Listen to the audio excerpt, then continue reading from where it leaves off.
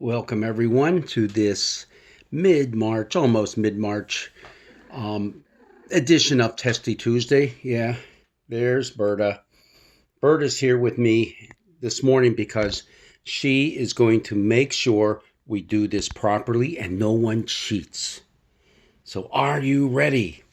We're going to talk about the covenant that God made with Abram. Now, Abram, you're saying? You mean Abraham? No, I mean Abram, because it's not until a little bit later that his name is changed to Abraham. Got that? Okay, it started out being Abram. Now, when God made this covenant, he appeared to Abram in a very unique form. And that is our Testy Tuesday question. How did God appear to Abram? And this is all based on the 15th chapter of Genesis. Here's your answers. He appeared as a flaming column of fire. Or did he appear as a mighty whirlwind? Or was he a smoking fire pot and torch? Or was he a majestic eagle with his talons outstretched? Oh, how you like those choices there. Let's go over them again. Did God appear to Abram during this covenant process as a flaming column of fire? Did he appear to him as a mighty whirlwind? Was he a smoking fire pot and a torch? Or was he a majestic eagle with outstretched talons? Oh, what do you say, Berta? Are we doing this all right so far? Yep. The answer is the smoking fire pot and torch. Yeah. Hey, let's get into this whole covenant deal. Now, you have to kind of remember that Abram and his wife Sarai, it's Sarai because it gets changed to Sarah at the same time that Abraham gets changed to that name.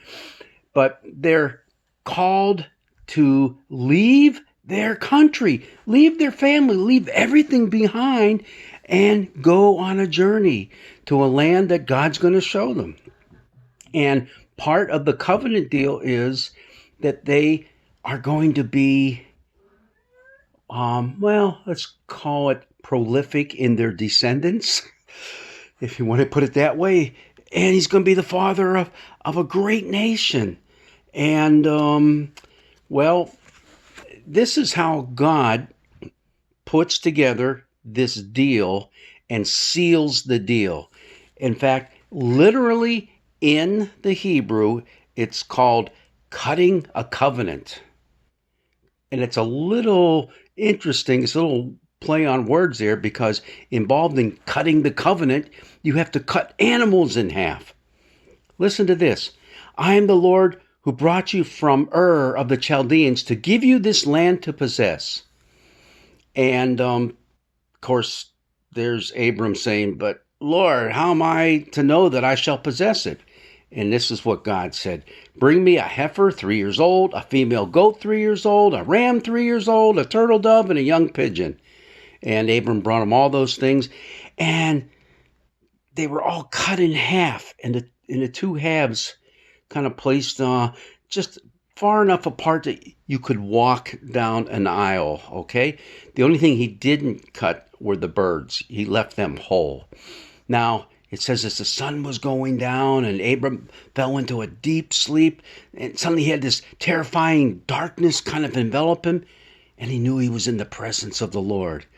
And that is when he saw the Lord in the form of this smoking fire pot and a flaming torch pass through these half animals, ones that had been ripped in half. And it said, on that day, the Lord made a covenant with Abram, saying, to your descendants, I give this land from the river of Egypt to the great river, the river Euphrates. That's quite a big chunk of land. And in fact, that chunk of land wouldn't really be in the possession of the people of Israel for quite a while. It would be all the way into the reign of Solomon before that would happen. Solomon, David, when their conquest really expanded the territory. And then after that, we all know what happens. It goes downhill pretty fast. But what's important about this passage that we have, Genesis 15, our lectionary is going to read verses 1 through 12 and then 17 and 18. And it skips 4 verses in there that many scholars believe are a later addition to the story, so they leave it out. And it's just a little thing but it is interesting and it makes a lot of sense.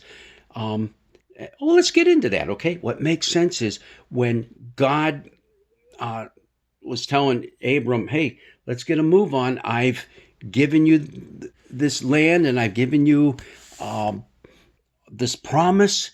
And Abram says, hey, it can't happen. I don't have any kids. My wife just can't get pregnant. And you know who's going to get all this stuff that's mine? Eliezer. He's of Damascus. He's a slave. He was a slave that was born while he was in the household of Abram, okay? And he's the one who's going to get it. A slave is going to get all my stuff, not one of my own flesh and blood. And there's a little insert that we're not using for our lectionary reading this week, but what it is, it's where God says, hey, by the way, just so you know this, there's going to be a period of 400 years where your descendants are going to be slaves. And that's the Joseph story, the slaves in Egypt. All right. And the Moses story coming out of Egypt. So it's like a little zinger that God throws in there saying, hey, go a little easy on Eliezer. All right. Because you're going to understand what it means to be enslaved. Your own descendants will be enslaved. Whoa. That's kind of like a little knock on the head saying, come on, Abram, just do what I tell you to do. Well, anyhow, then they go into this whole ritual of the covenant. And this is the first time we have a covenant of this type that is mentioned in the scripture.